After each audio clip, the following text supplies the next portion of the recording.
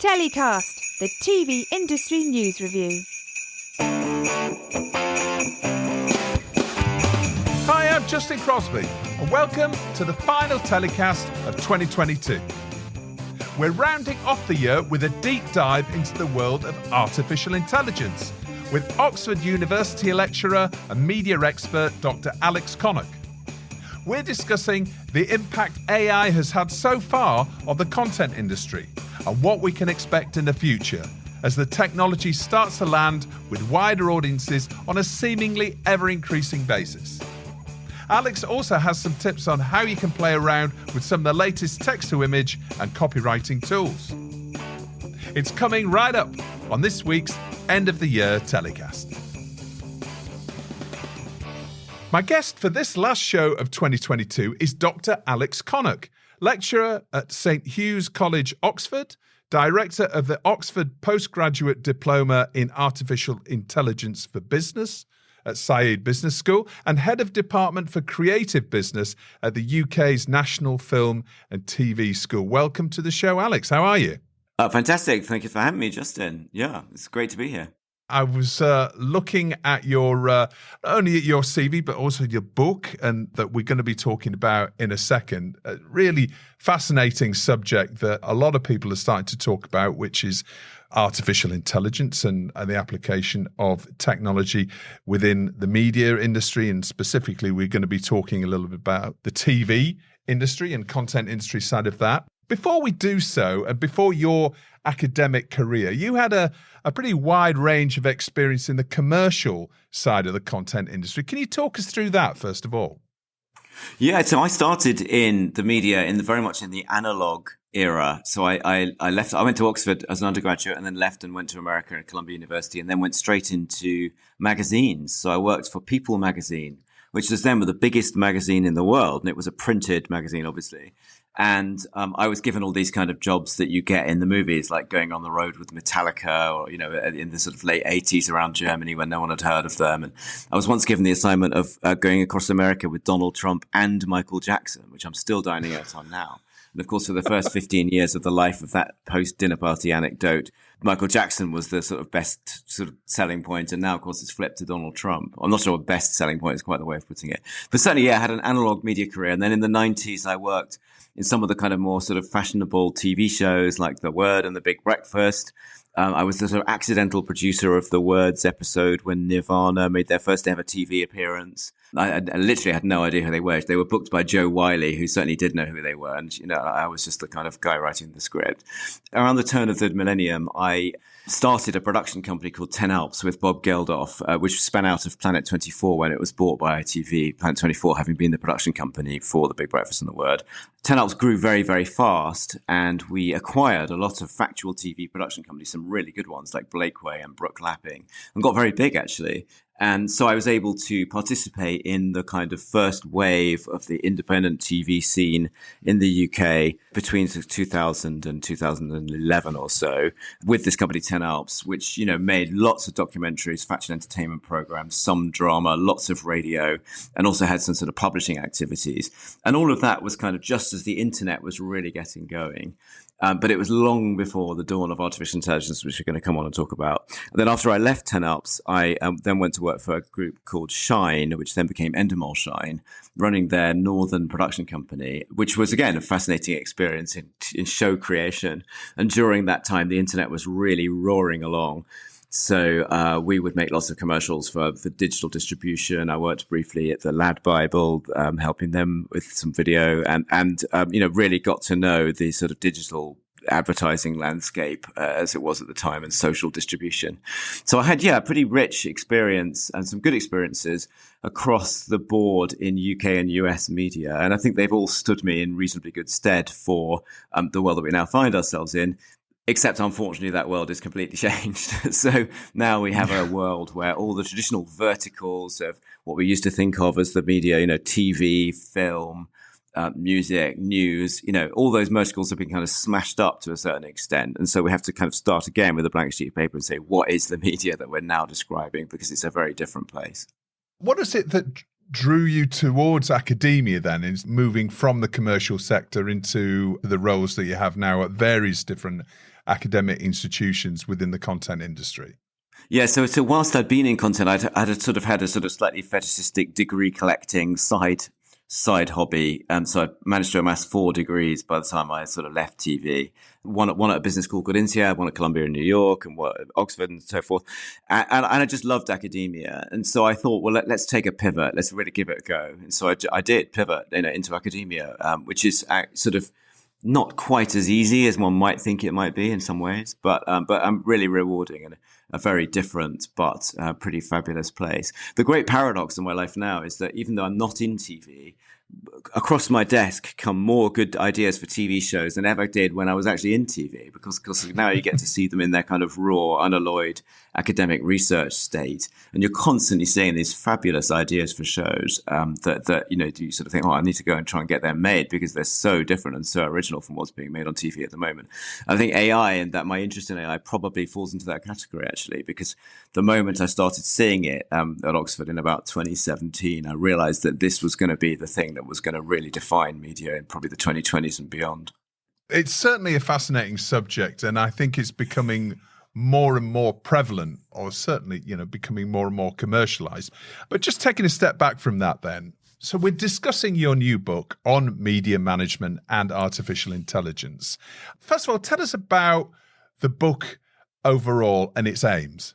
Yeah, so the book's called Media Management and Artificial Intelligence. It's published by Routledge. You can find it just by searching Alex Connock if you want to read it, which would be great. So I found myself co-running and now running an AI program at Oxford a couple of years ago. And I instantly spotted that it was going to come like a train into media. But when I pitched it to the publishers, Routledge, they were kind of reasonably interested, but they then sort of farm any pitch they get for an academic book out to a body of kind of sort of established academics.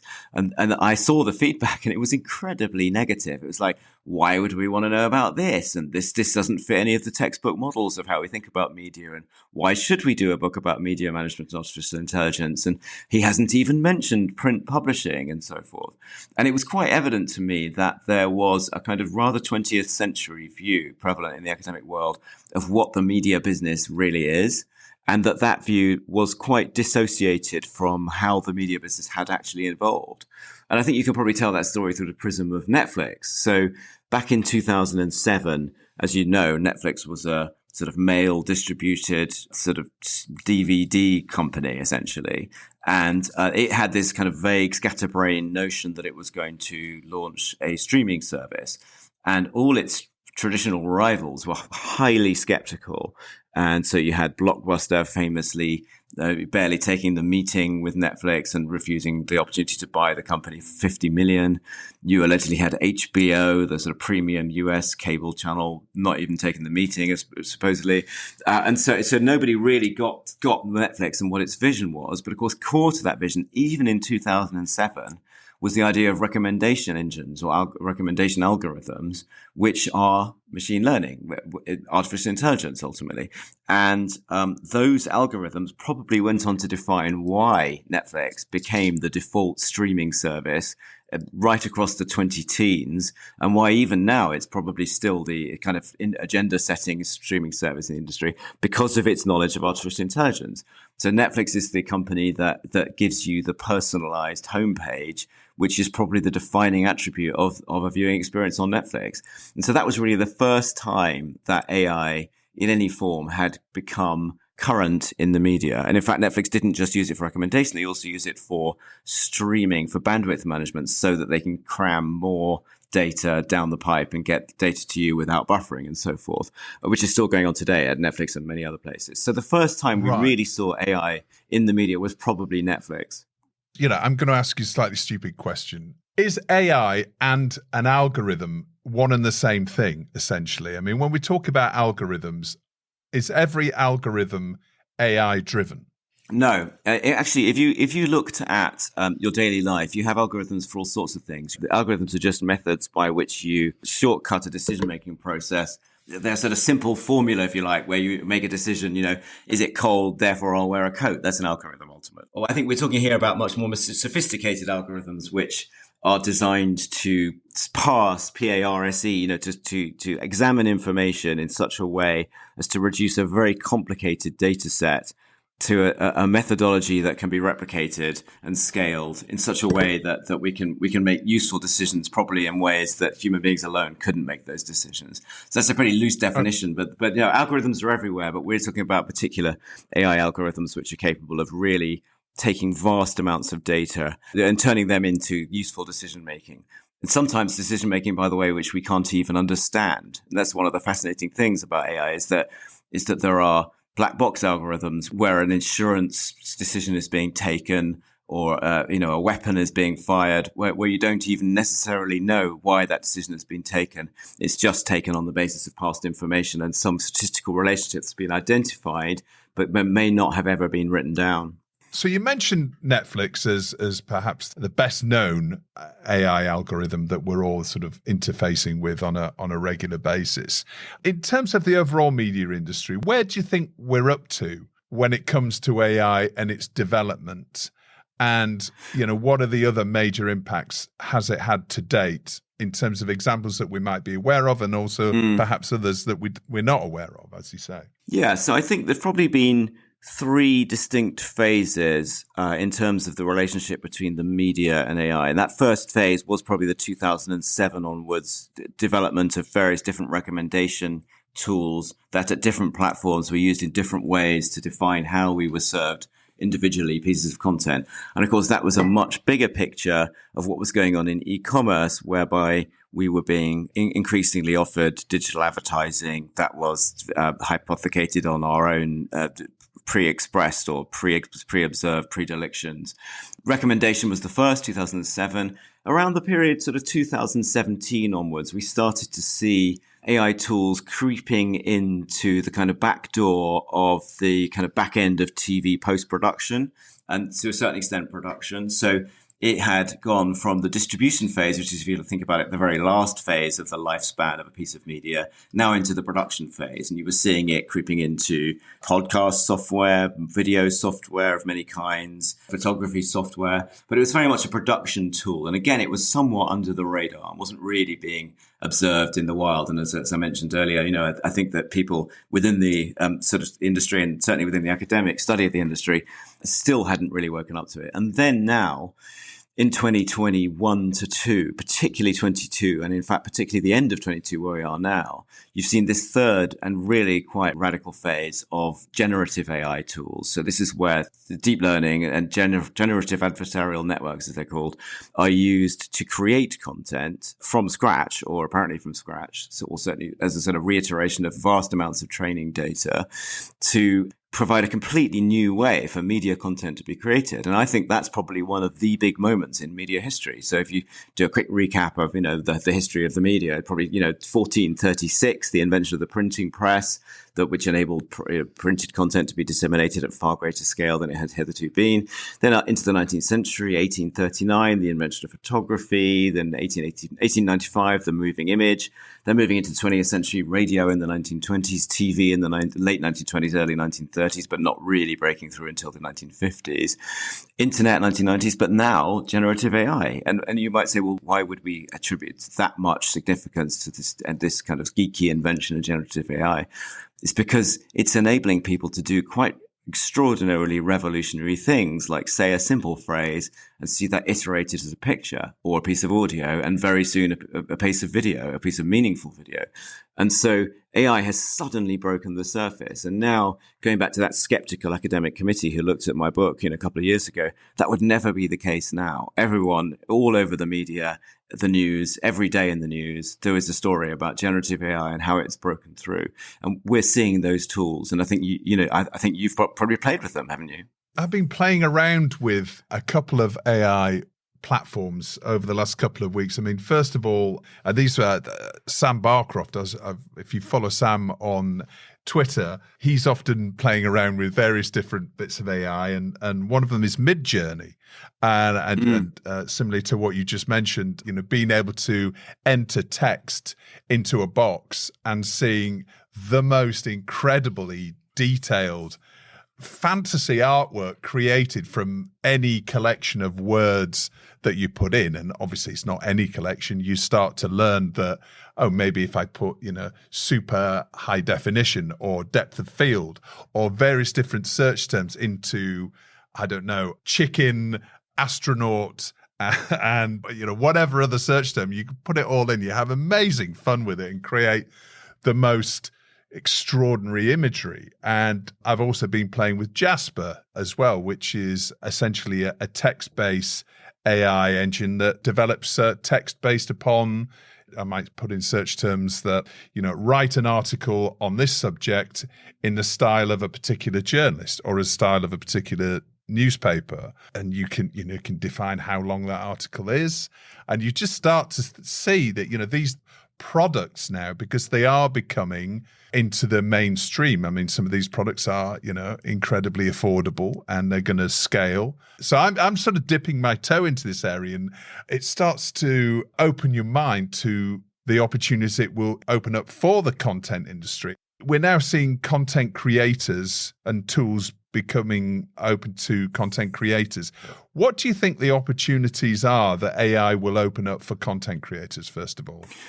Well, so you're seeing a number of different companies, many of them coming out of San Francisco, which I suppose is a sort of traditional trope. And Midjourney that you mentioned is a San Francisco-based company. And there's another even better known one called OpenAI, which is part owned by Microsoft and was started by a guy called Sam Altman. And about a year and a half ago, OpenAI launched a product called GPT-3, which was a large model, which was first iterated really as a creator of language. So a language creator, which enabled people to, as you say, put inputs in and generate credible language back. And then that was reiterated early in 22 as a model called DALL-E and then DALL-E 2, which was capable of creating imagery. And at the time, that was in the summer of 2022, we were seeing what we thought was tremendous imagery. And there's some really famous examples. So there was a medieval painting of the Wi-Fi not working, where you got this kind of ersatz medieval tapestry with that kind of Wi-Fi symbol. There was an ancient Egyptian painting of people arguing about who was going to take out the trash and so forth. And at the time, that was considered very cutting edge. So that took us through the summer of 22, and it became possible for the everyday person to get effectively a license, a free license to use DALL-E 2, and you started seeing people iterating stuff. But I think even at that time, the imagery was good, but not photorealistic. And what it was quite good at was reiterating different styles, across the ages. So you could put, the Mexican artist for Varios, shoppers at Tesco, whatever it was, and it would give you a pretty pretty good image of that. Or you could do a constable or whatever, it was good at that. But it wasn't photorealistic. And then as we've moved into the autumn, you did indeed get this system Midjourney, which is fantastically good at iterating different styles. And what you've entered into now is a period where it's really become about the art of the prompt. So the creation of media is not so much about sort of original creation as coming up with a sophisticated prompt by which you will encourage the system to create something of which you like. That may be as simple as, give me a Victorian image of a man standing outside a railway station. But actually, it might be as many as 20 lines of prompt, in terms of which type of photography to replicate and what kind of lens to use and whether there are scratches or not, and many other sort of parameters. It's those prompts that have started to yield these really, truly incredible pieces of artwork, which pose any number of challenges. There's also another system, which is actually London-based, called Stable Diffusion, run by a guy called Emad Mostak, who's a very kind of evangelical figure in this world. And all these companies are moving with astonishing speed. So almost every day now, new products based on one or other of those platforms are being released to every kind of sort of micro facet of how you could create media companies and how you create media products. You're seeing art of all kinds iterated in still imagery by one or other of those systems. There's also a second dimension to this, which is now video is starting to come on stream. So Meta, the company behind Facebook, have done quite a lot of sort of quasi-academic research on this and have published some quite interesting papers on it. So they've started to put out essentially text-to-video imagery now, which is still pretty rudimentary, but is starting to gain a bit of traction. Stable Diffusion are doing that. I interviewed Emad Mostak the other day, and he was saying that he thinks that in 5 years' time, it will be possible to obtain a new high-definition series of Game of Thrones with a simple one-line verbal prompt, like give me a series of this in which so-and-so happens, and that becomes the series. And you might have thought that was ludicrous even 6 weeks ago, but actually I think people are starting to think maybe it isn't ludicrous and maybe that's really, really possible.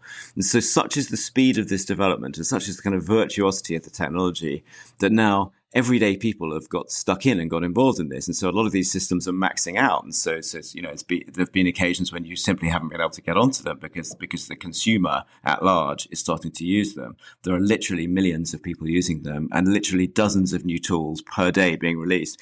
And I don't think, going back to that earlier question about media career and so forth, I don't think I've seen a time in the media this febrile since probably 2001 with the kind of early days of the internet, which were similar in respect of a new .com as it was then, business being launched every day, each new paradigm representing some new part of society that was being replicated. Going beyond that, of course, we now have text as well. So we have what I previously mentioned as OpenAI's GPT-3 system, which was a sort of fairly formal interaction where you would sort of determine what kind of text you wanted and put it in, and it would give you something back. And that's using a technology called natural language processing. ChatGPT, which is also based on GPT-3 or GPT 3.5 actually, has become released. And that has gone absolutely ballistic in probably the last week alone. And you've probably seen, you referred to Sam Barcroft, who I know and who very kindly has come visit us at the National Film School as well. Everyone I know pretty much is playing with that system because it is phenomenally entertaining. So you've seen the kind of classics of the genre. There's the biblical verse in the style of the King James Bible explaining how to remove a peanut butter sandwich from a VCR, for example. Yeah. There's, people having a friend of mine who works in government, said, asked it, hey, how do we avoid a nuclear war? It's like, and someone did, write a song to my sister apologizing for the fact that my pet giraffe has eaten all her vegetables in the style of a disco classic. A friend of mine had it comment on computer code that he's written, but in the style of a pirate. It's hilarious. And what it's doing, of course, is plumbing the depths of having read, to all intents and purposes, the entire internet and working out, to put it in sort of layman's terms, to working out after any given word, what's the most statistically likely word to follow and turning that into apparently credible text. Interestingly, that text may not always be right. So Sam Altman himself, the founder behind OpenAI, has said, don't use this text for kind of medical interventions or for, key critical computer code or whatever, because some of it might be wrong, but nonetheless, it's a very credible wrong. And that system, again, takes us back to the earlier point that I made about the text to picture AIs, which is it's becoming about the art of the prompt. And so content creation very rapidly has gone from the art of true human innovation at some sort of purist level, or at least that's the way we would like to think. We can come back to that now into how does the human work with this AI or this augmented intelligence via the prompt to create something new? And that opens up a whole field of debate, copyright challenge, legal challenge, metaphysical, questioning, which will probably occupy the media for the rest of the 2020s. And that sort of anonymous body of academics who didn't want to publish my book, 2 years ago, that they now have to engage because this is the way the media is going to be constructed going forward.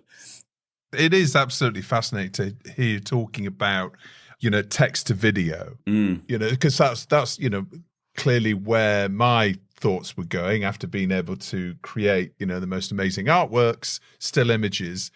So now if we're talking about create a hit sitcom like Friends, but not like Friends, or certain, as you say, certain prompts, certain script writers, maybe certain actors, that may be possible at some time to actually create TV series or documentaries, or, whether it's scripted or unscripted content purely through prompt. Is that what you see as being possible? Absolutely. Yeah, you think that's where we're going then? 100%. I think there's quite a lot of people who think that as well. So people are saying, for example, welcome to the era of endless media, whereby I could have an endless number of episodes of Friends because I could ask the system to just make me more and more of them.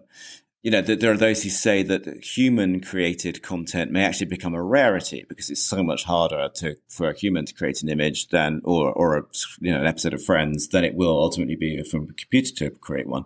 But I don't think that means, or anyone thinks that means, the death of human creativity. Quite the contrary. And in fact, this is arguably nothing new. So Picasso said, "Good artists copy and great artists steal." And I think what he probably meant by that, if I could sort of put my own sort of clumsy words into his mouth, is there isn't really a period in human history or the history of creativity where pure creativity was emerging without it being based at some level in the training data set of what was being done around the artist. So if Michelangelo is a beautiful artist, but was very much in the context of Renaissance Italy and all the other artists working in Renaissance Italy. Mozart was working in the context of late 18th century Vienna, and his work sounds a lot like a lot of other composers from late 18th century Vienna. He's better, but it's very much in the same vernacular. And so it's always been the case that creativity has at some level been determined by the training data around it. And there's nothing new in that respect about AI. It's just that it's being done by a machine and set by a human. So that's one interesting consideration. Another one is that if AI is only ever really working, albeit very cleverly, on the training data set of what's previously been created, then one could argue that it will never truly be original, and it will still be down to the humans with our particular wiring to come up with that creativity. So it's in fact the case in show business that series get cancelled after 3 series because they stop having newness and they stop being interesting. And therefore, an AI that could continue to re-innovate Game of Thrones or whatever the sequence was called, that may not be that interesting in AI, because ultimately what people really wanted was the newness of the new vision, that original vision of the series. And so there may still be a place for the human in all of this. It's just that the human will be doing the pure play creativity, the leaps of judgment that the systems probably aren't capable of doing. And then the other thing that's happening, of course, is that the whole notion of copyright and ownership has been thrown into disarray, and it's yet to be fully solved. And from governments to law firms to creators to artists to art schools, that question is being developed around the world and discussed, and has yet to be solved. It's not even agreed between continents what the solutions should look like. So in America, they're coming out with one set of solutions. In Europe, they're coming up with others. And nobody has quite solved how you even think about the ownership of pieces of work created by AI systems, because there are 4 or 5 candidates who might credibly claim to own a picture created by a Midjourney. That's going to be fascinating. And also for content creators who are now making shows for major media businesses, you should probably look at the small print about, what AI clauses a commissioning company or an acquiring company has got, because thinking about the Friends analogy we talked about earlier on, I mean, using AI, but also deepfake technology as well. Is there any reason why we can't, as you say, okay, let's create another 100 episodes of Friends, and we can not only, write the scripts, but we can actually shoot it with the original actors, essentially, or the digital components of the original actors. We might be a little way off that, but that's technically possible, isn't it? Well, we're not a long way off it. If you take the actor copyright point, your last point, so James Earl Jones has indeed licensed his voice for the use of Darth Vader beyond his useful life, if I can put it like that. So his estate will control his voice even after he dies, with respect to Star Wars. To your earlier point, that there are so many dimensions to it, it's quite difficult to know where to start. But let's start with the copyright dimension. You mentioned Friends, and another 90s TV show we might think about would be South Park. And what was interesting there is that the guys who created South Park essentially kept back the digital rights to that show when they first sold it for $1 billion, even before the internet had really become a thing. And so they were visionary enough to know that there might ultimately be a time when the digital rights to this creation that they'd made would become valuable. So they were able to then resell it, even having previously sold it to TV, later on resell it again for digital, because they'd had that visionary approach to the sort of legal copyright side of it. And I think that same sort of issue is going to come up now, where crafty agents will very much try and keep back the rights to an AI reiteration of a piece of content even before the technologies become available for that iteration to take place, because it might have some notional theoretical future value. But I come back to the point, who owns this stuff? So you might say, well, a buyout of all the actors in a show would determine that the show was therefore owned by the producer and not the actors. But as you say, if I'm going to reiterate new work, then would those actors not have a right to some form of payment for that new work? And actually, there was a legal case involving TikTok where a voiceover artist was able to take legal action against TikTok on the basis that supposedly that new content had been created using her voice without her permission. And the case settled. I don't know how or why the case settled, but it did settle. And that might suggest that she had a point to some level, that actually as an actor, she had given her voice and her permission implicitly and explicitly for one piece of content, and when another one was created, she ought to be repaid for it. And actually, if you look it up, the actors' unions in the UK Equity has already been onto this and has already taken a position that synthetic voice reiterations of pieces of acted work should be subject to further payment. And that's just a tiny microcosm of what is going to take place across the landscape of media as the reiteration via the training data set created, accidentally, but automatically when you make something, creates the possibility that there'll be new content out there that you have to legislate for and have to try and figure out the ownership of. So it's a very, very tricky and interesting problem. Another problem is that the artists might say, well, I don't want to be reiterated. And I never willingly entered that bargain in the first place. And so there's an artist called Greg Bukowski who has become the most fashionable artist to use as a prompt on Midjourney.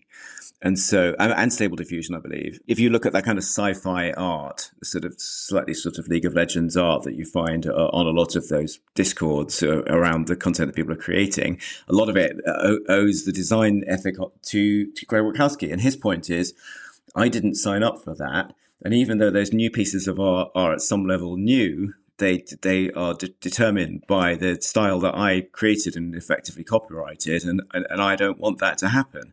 And so now the owners of these systems are getting asked to take out the possibility that certain artists' names can be used in prompts so as to protect the copyright of those artists. And that's an area of dispute. It hasn't necessarily been proved yet, but it's a really fascinating future area of debate.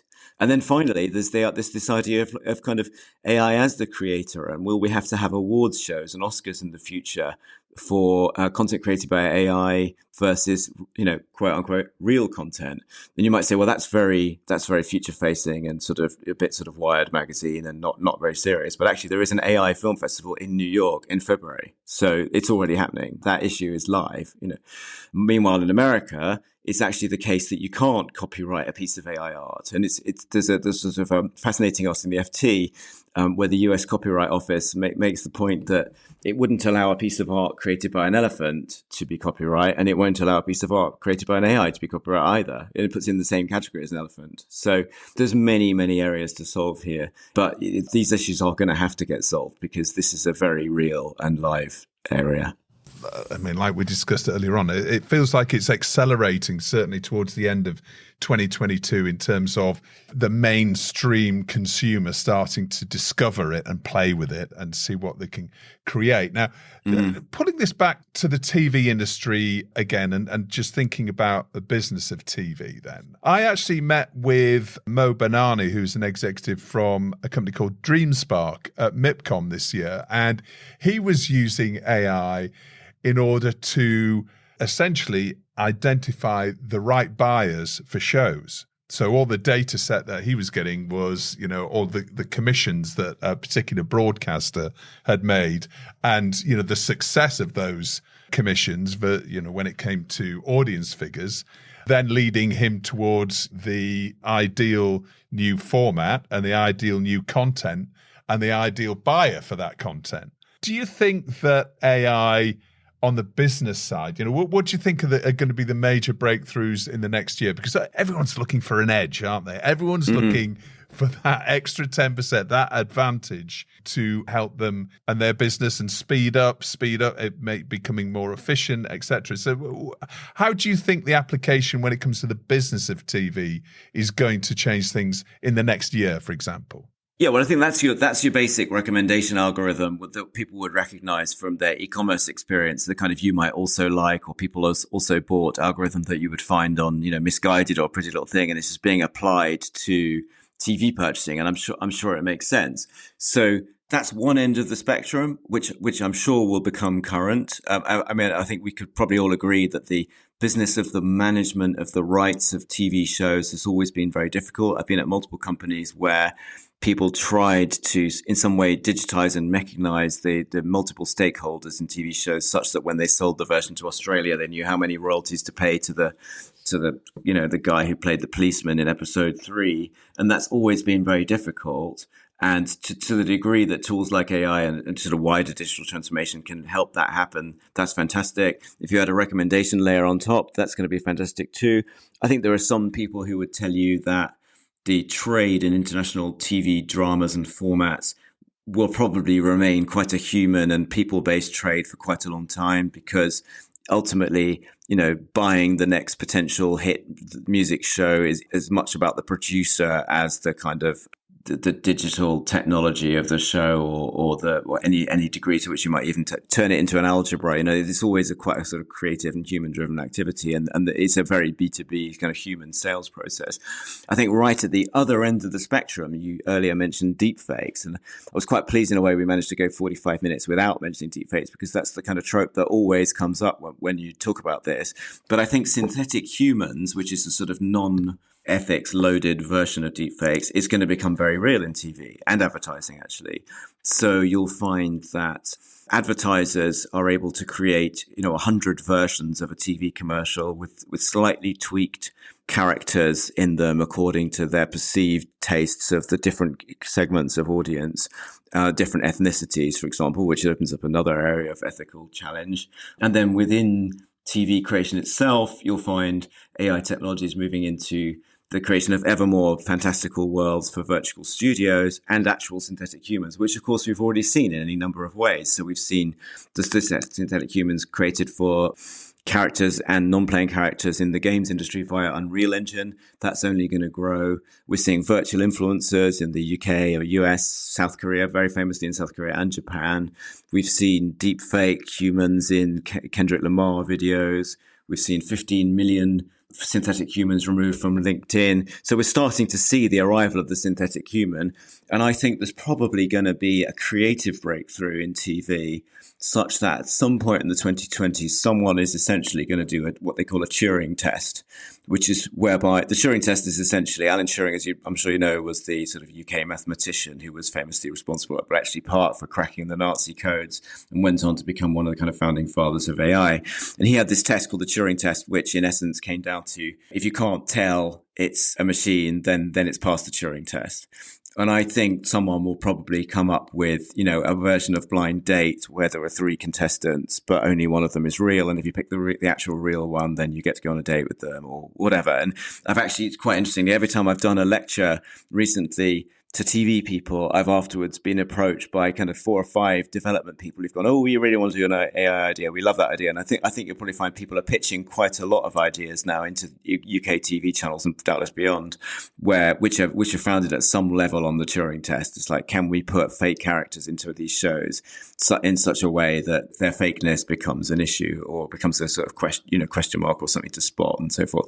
So I think across the TV landscape, from both the sales technology that you mentioned earlier right through to the creative technology and the recommendation as it's finally distributed, these AI tools are sort of beginning to imbue themselves in the sort of firmament.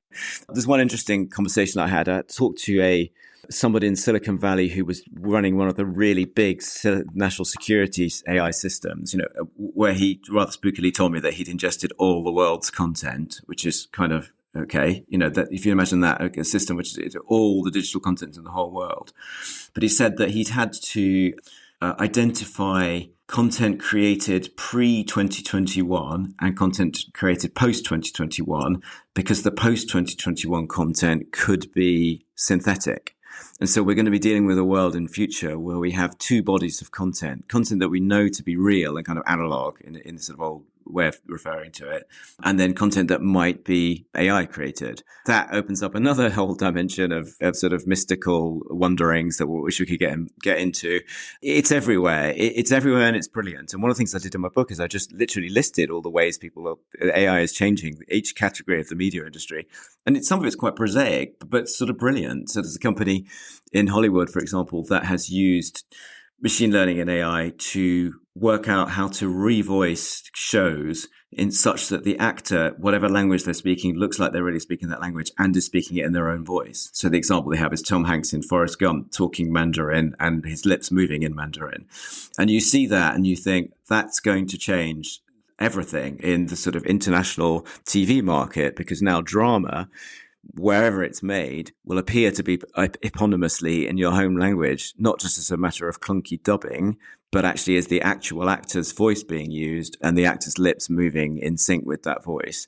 And you think, well, that will have a really profound cultural implication, because it'll mean that people are able to access much more sort of fluid sources of drama from around the world, continuing a trope that's already started with kind of Squid Game and Money Heist, but actually will mean that there might be more sort of cultures might talk to each other more, actually, because so it might have a positive impact, you know. So I think this is a wonderful field. In whichever corner of it you delve into, you find examples of little tools that are being used. And also at the most meta level, you realize that the very essence of what the challenge of making TV is or making film is going to change too.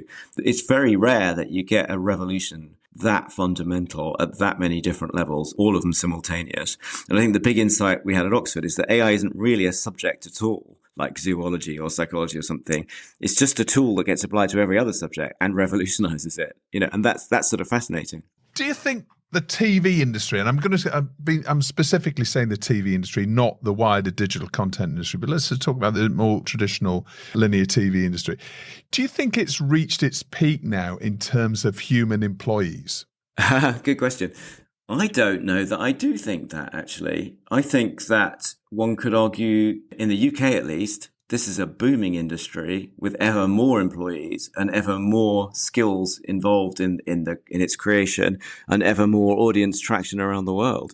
So no, I'm pretty optimistic about the TV industry. And I think that if you look at the recent waves of technology, such as Unreal Engine or Virtual Studio, the UK, since we're in the UK, has shown that it's able to employ and monetize those technologies to great effect. And it isn't at all the case that now that we have virtual studios, we don't have to have set builders or we don't have to have people working in studios anymore. And it's just a man or woman standing in front of a computer screen. Quite the contrary. If you were to attend the set of The Mandalorian, you'd find 300 people there, even though there's a screen the size of a tennis court projecting an image behind the actor.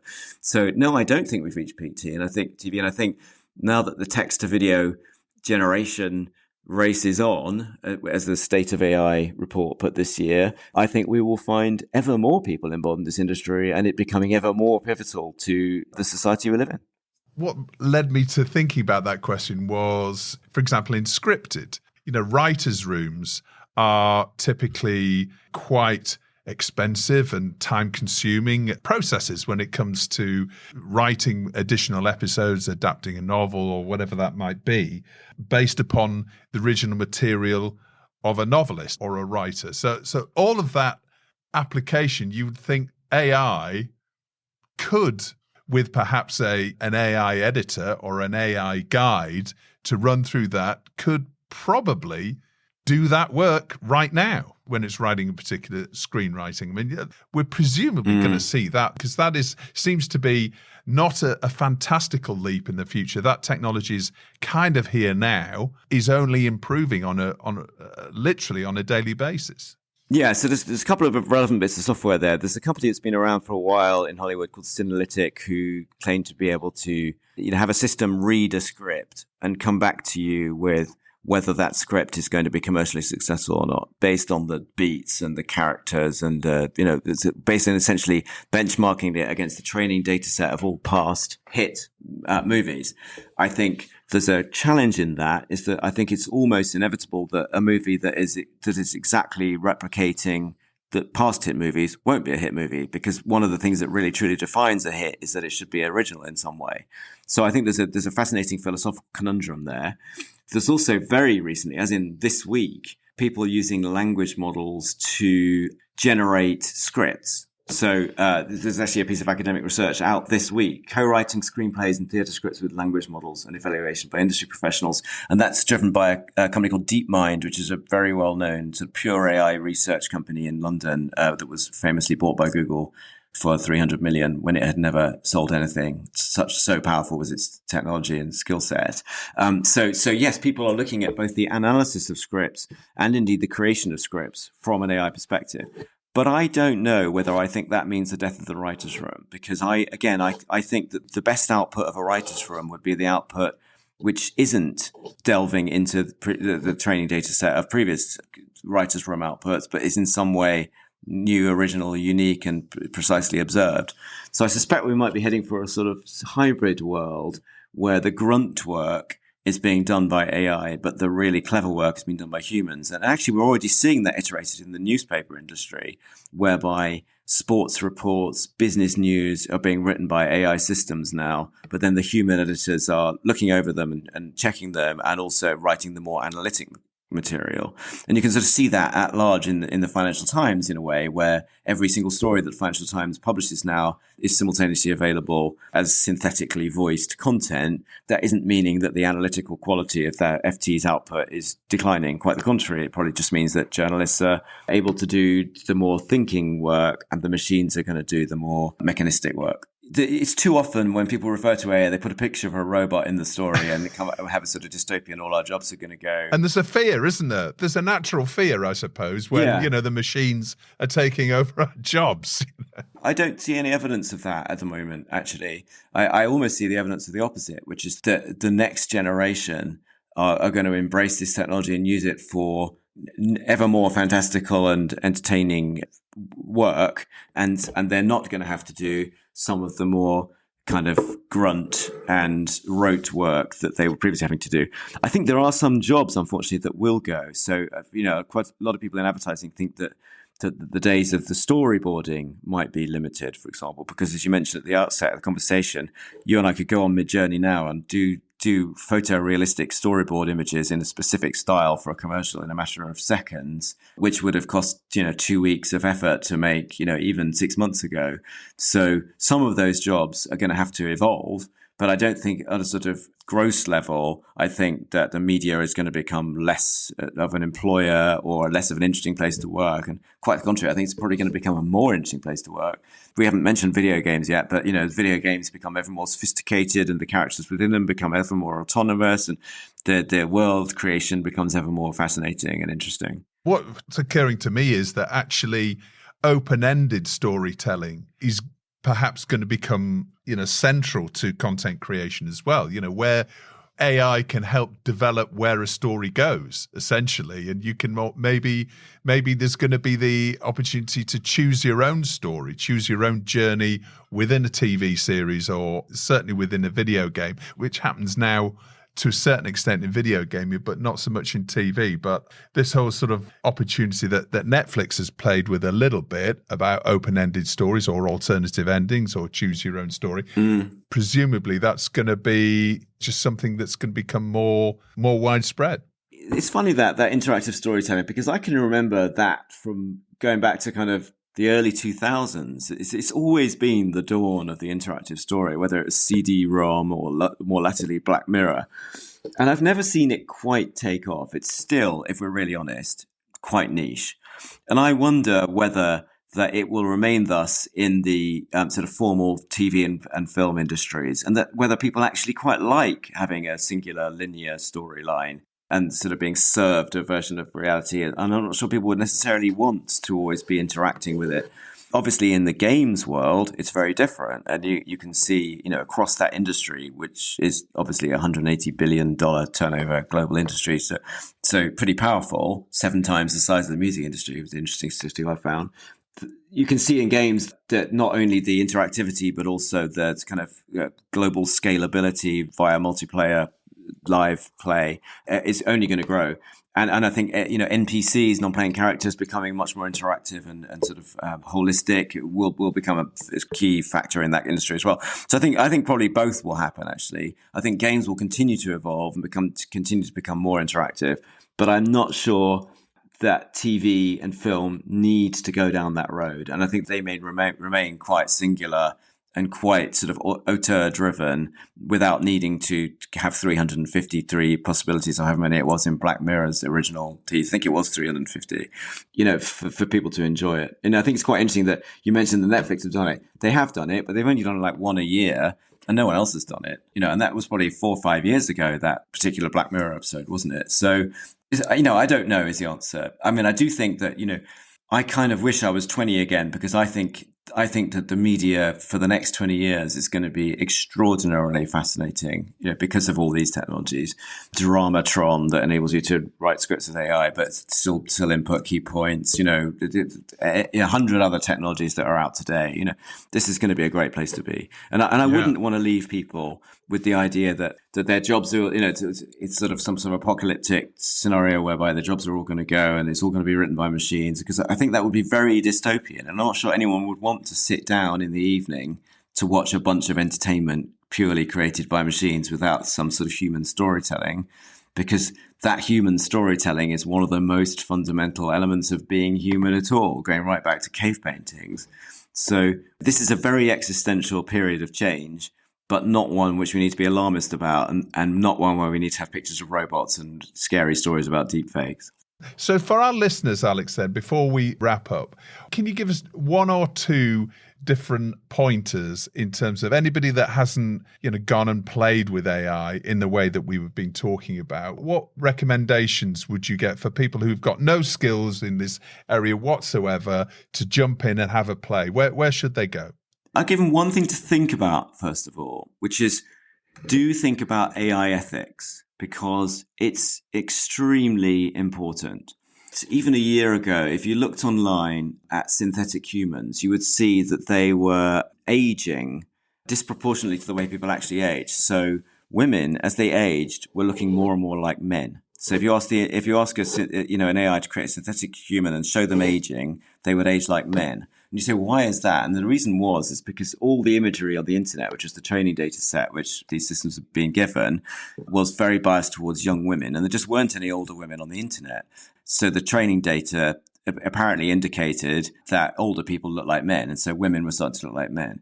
There's countless, innumerable examples of AI accidentally showing bias. So, there have been bots that have, there was famously a Microsoft Tay bot that was trained to be a Nazi because it had been on Twitter for a day and people just spouted Nazi propaganda at it and so forth.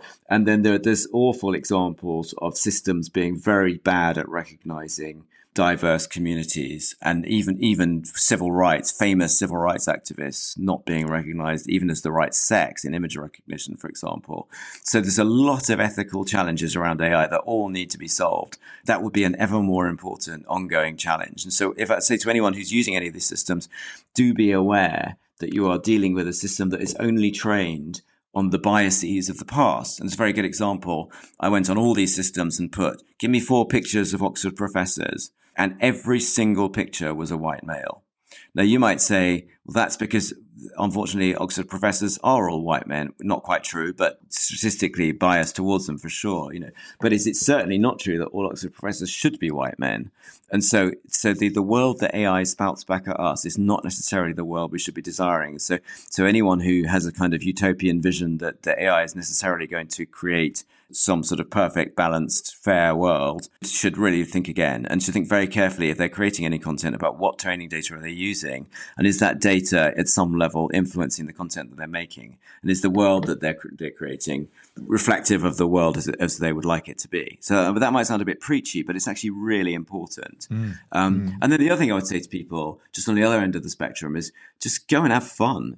There's a fantastic little newsletter called Ben's Bites. That's Ben the name, apostrophe S, Bites, Bites.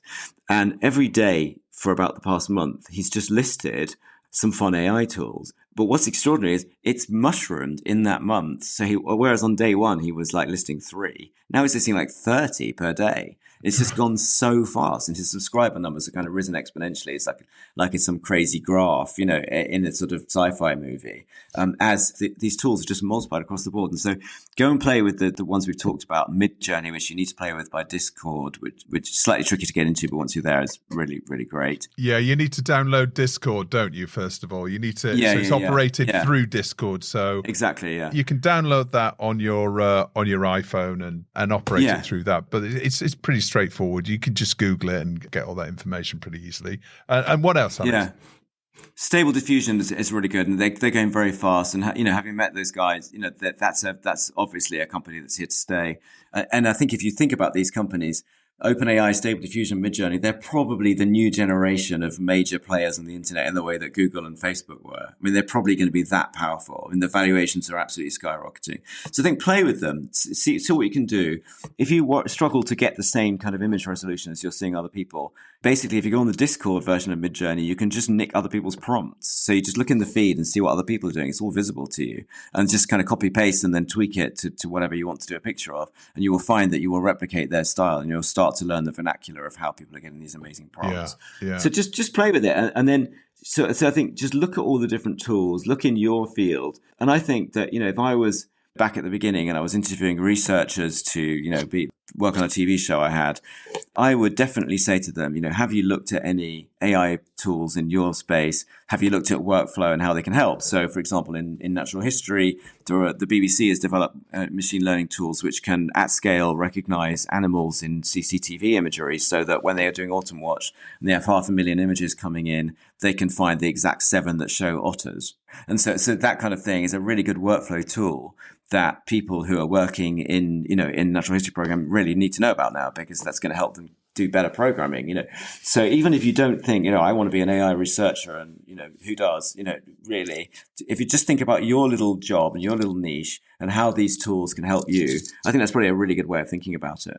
And finally, Alex, we're at the end of the year. We're almost at the dawning of a new year. Give us a prediction, would you say, when it comes specifically to AI within the content industry? What do you think is going to be the major shift whether it's a product or it's a sector or an area that's going to most benefit from AI within the next 12 months? Right. Okay. Well, there's so many. I think we haven't talked about national security and defense, but I think that we easily could have spent an hour talking about content just within that category and how important it's going to be in terms of disinformation, spotting deep fakes, analyzing content to figure out whether it's real or not. And actually, there was a piece of tech released yesterday which does indeed look at text and figure out whether it's AI created. So I think spotting synthetic content is going to become a huge issue, especially in the news industry. And I think synthetic humans are going to become a huge industry, both as a creative positive and also as a disruptor of all the models of how we use actors and talent going forward. Alex, fantastic. Thank you so much. It's been really fascinating to speak to you.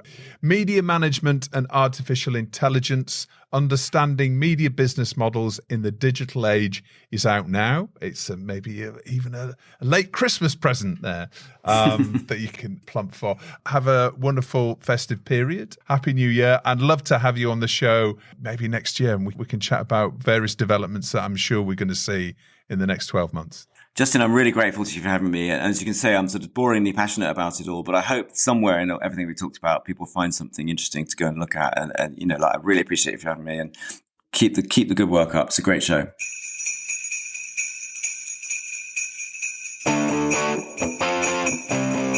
Well, that's about all for this week and for 2022. I've really enjoyed chatting with some fascinating guests this year and taking telecasts out and about to the industry's biggest events, and also launching our own events too. There'll be more of that in 2023, so stay tuned. Telecast has been brilliantly edited this year by Ian Chambers, and this week it was recorded in London. Our next show will be out on the 19th of January, so why not take a listen to some of our back catalogue with over 126 shows to choose from. Thanks for listening this year. I really appreciate it. I hope you enjoyed it. Have a peaceful and very happy holidays, and above all, Stay safe.